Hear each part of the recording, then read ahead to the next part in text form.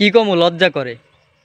ব্রাজিলের হারার অপেক্ষায় যারা বসেছিল তাদের জন্য এক বালতি সমবেদনা।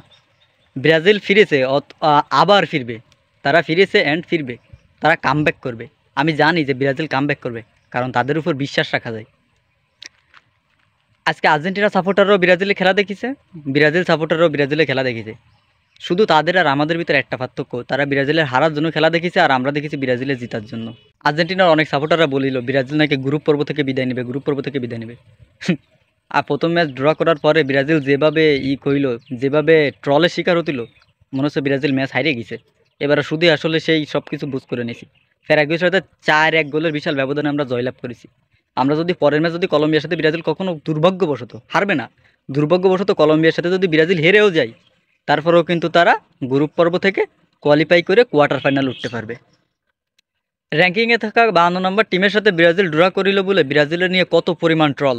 আরে ভাই, একটা ম্যাচ তো দুর্ভাগ্যবশত তো একটা ম্যাচ ড্র হতেই পারে।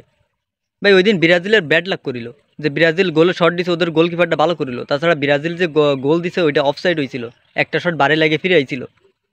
ওই দিন তো ভাই অনেক মানে একটা ব্যাড লাক হইতে পারে। তার মানে এই না যে ব্রাজিল দল আর ব্রাজিল দল নেই, আগের থেকে পুরো সম্পূর্ণ পৌঁছে গেছে।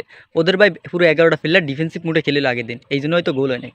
তার মানে এই না যে এই ম্যাচ জিততে পারবে না, এই ম্যাচে গোল পাবে না। এই তো এই ম্যাচে 4 গোল দিছে।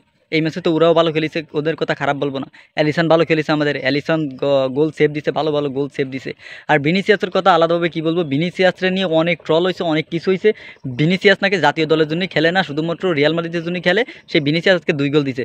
আর একটু খারাপ লাগলো একটা কথা, যে ভিনিসিয়াসের আজকে হ্যাটট্রিক করার সুযোগ ছিল। লুকাস পাকুয়েতা প্রথম ফিলান্টিককে মিস করেছে, এখন দ্বিতীয় যে ফিলান্টিক শটটা ওইটাও লুকাস পাকুয়েতারে দিয়েছে। ওইটা ভিনিসিয়াসরে দিলে অনেকটা খুশি হইতাম। ভিনিসিয়াসের একটা হ্যাটট্রিক হইলো, হেটাজের মুখের উপর একদম জুতো দিয়ে একটা ঠাস করে একটা লাথি মারার সুযোগ পাতো ভিনিসিয়াস। এমনি তারা একটা লাথি মারে দিছে, দুই দিয়ে ছোট 2টা গোল দিছে, যার ব্যবধান কিন্তু পুরো পুরো মানে হেটারদের হতাশ করলো। নাম বলবো না, একটা টিম আছে তাদের ফুলাফানের কিছু পোস্ট দেখলে মনে করেন হাসতে হাসতে মনে করেন একটা জোকস, যে পুরো 28 বছর ট্রফি শূন্য থাকা দল, পুরো 28 বছর মারা খেয়ে আসা একটা দল 28 বছর পরে একটা ট্রফি নিছে। তা সেই টিমের সাপোর্টাররা পোস্ট দিই ফেসবুকে যে গার্লফ্রেন্ড বেইমানি করলেও আর্জেন্টিনা কখনো বেইমানি করে না। কেমনটা লাগে? পুরো 28 বছর মারা খা। ভাই আমরা এই 2 বছরের দখল সহ্য করতে পারতেছি না, এই 2 বছর খারাপ খেলতেছি, তাইতে আমরা প্রচুর ট্রলের শিকার হচ্ছে। আর তারা যে 28টা বছর এভাবে মারা খাতে খেতে আইছে, তাহলে তারা কতটা বিহায়া ভাই। যাই হোক, ওদের কথা নাই বলি, আজকে আমরা ভালো খবর দিই।